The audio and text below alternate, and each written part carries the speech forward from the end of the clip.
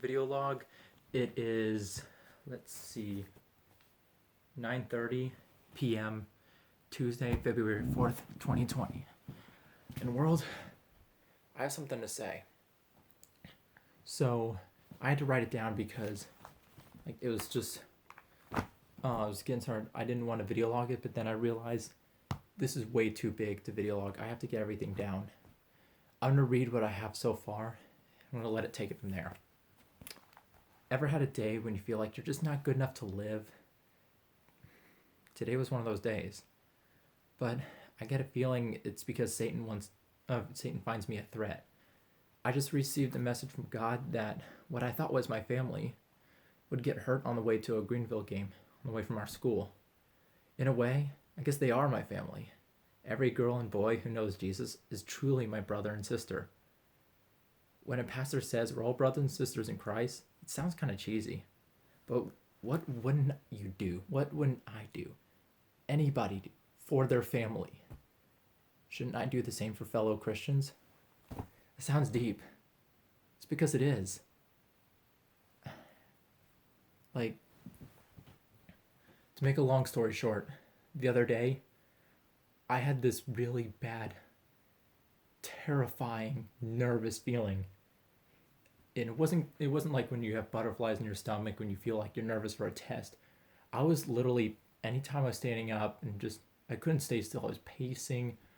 I was nervous. I was doing all different nervous habits. And I realized that I felt like my family was in danger. I felt like they were going to get hurt, and the place that they would be on the drive to the Greenville game, the game at a school nearby. Here's the thing. It wasn't my family. I called them. They turned out fine, but there was a 5-car pileup involving 3 of our fellow school families who were Christians, brothers and sisters in Christ. People started calling me a prophet, but it isn't me. A prophet is a messenger, a deliverer, a person who carries on a message. That's all I am. I'm not here to predict the future. I'm just here to make sure the future is going to turn out okay. I'm here to make sure that God sees, the world will see God's future. I just want to make sure everybody knows. Because what they don't know might not kill them, but it'll make the world a whole lot more dangerous for them. Honestly, the world's going to get scary. Think about it. The book of Revelations, it's ugly. God is going to come back. Jesus is going to come back. He's going to save the world again. We don't know when that time is. Doesn't matter if it's near. It feels near. Think about it. We don't know when it came. World War II happened. All the Jews were getting killed in concentration camps where they were stripped of their clothes, stripped of their skin, beaten and clubbed and worked to death. That felt like Jesus was going to come back. I'll bet people felt like Jesus was going to come back then. But he didn't. Because it wasn't the time yet. Everybody says, oh, it feels like it's that time. It feels like it's going to happen. We don't know. We just don't know. I don't know. I just felt like I had to get this off my chest. It's honestly kind of scary. And then today, I haven't been like that terrifying, nervous feeling. But I have felt a little nervous.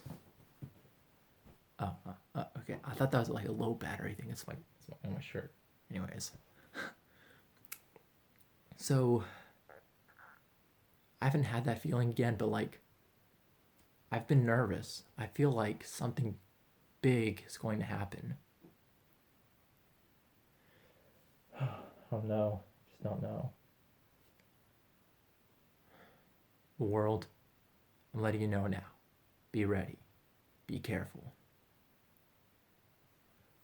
Trust the Christians. Trust those people that let God be your guide. I'm not going to say it any other way. The only way you can know it's true is because when you feel it deep in your heart. I'm not talking about whenever you feel like, oh, they're the true love for me. And you, like, have you ever had that feeling whenever, like, I haven't because, I don't date, I don't really want to. But that feeling whenever you see that person that you just know is going to be the one. Imagine that feeling with God, that God leading you, saying, like, this person is trustworthy, this person is a truth speaker. Trust the people that he leads you to. Trust God. Have childlike faith. There's no other way to say it. Childlike. You tell a kid that there's a magical banana in the sky. It rains down tears that bathes the earth and cleanses it.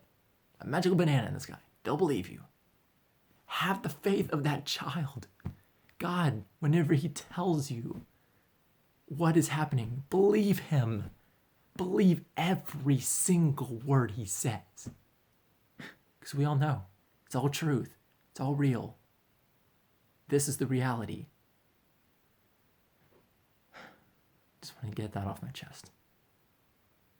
See you next time.